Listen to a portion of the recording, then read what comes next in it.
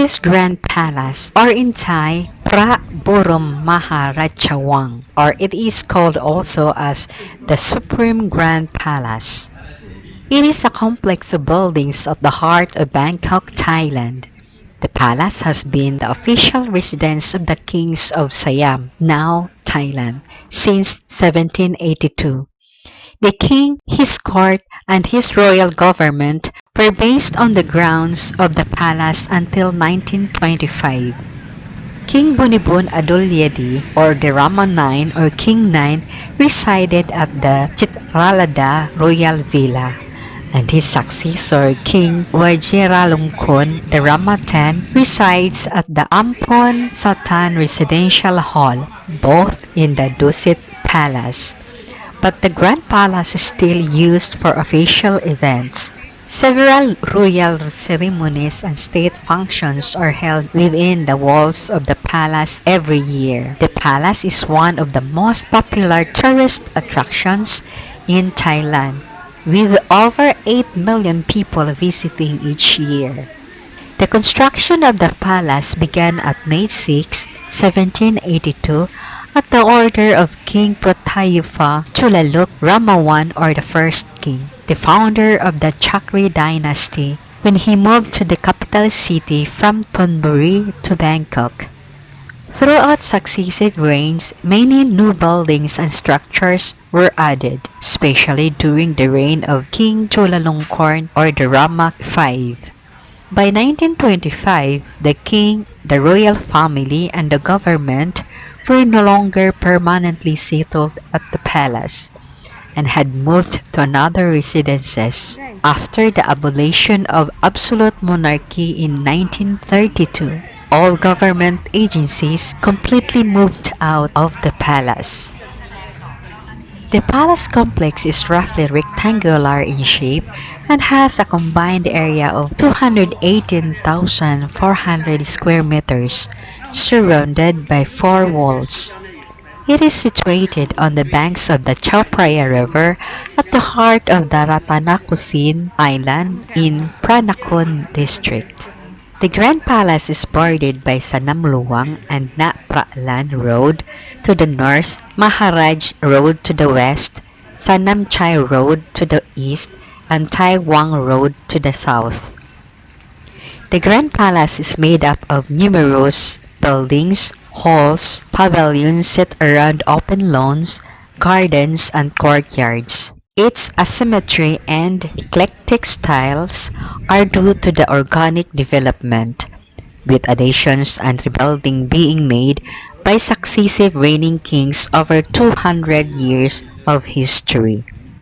It is divided into several quarters: the Temple of the Emerald Buddha, the outer court with many public buildings, the middle court including the Phra Maha Muntien buildings, the Phra Maha Prasat buildings, and the Chakri Maha Prasat buildings, the inner court, and the Siwa Life Gardens quarter.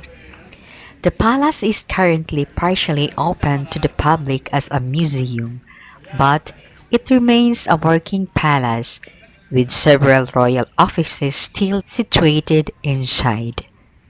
The construction of the Grand Palace began on May 6, 1782, at the order of King Protayufa Chulaluk Rama I. Having seized the crown from King Taksin of Thonburi, King Rama I was intent on building a city or capital city for his new Chakri dynasty. He moved the seat of power from the city of Thonburi on the west side of the Chao Phraya River to the east side of Bangkok. The new capital city was turned into an artificial island when canals were dug along the east side. The island was given the name Ratanakosin. The previous royal residence was the Derm Palace, constructed for King Taksin in 1768.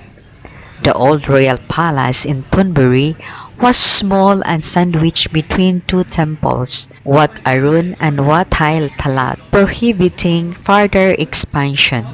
The new palace was built on a rectangular piece of land on the very west side of the island, between Wat Phu to the south, Wat Mahatat to the north, and with the Chao Phraya River on the west. This location was previously occupied by a Chinese community, whom King Rama I ordered to relocate to an area south and outside of the city walls. The area is now Bangkok Chinatown.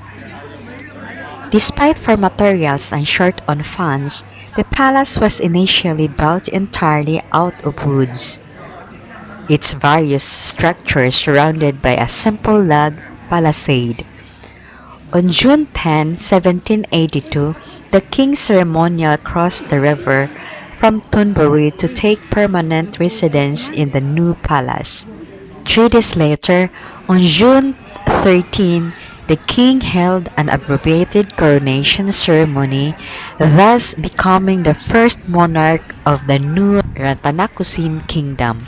Over the next few years, the king began replacing wooden structures with masonry, rebuilding the walls, forts, gates, throne halls, and royal residences. These rebuilding include the Royal Chapel, which would come to house the Emerald Buddha.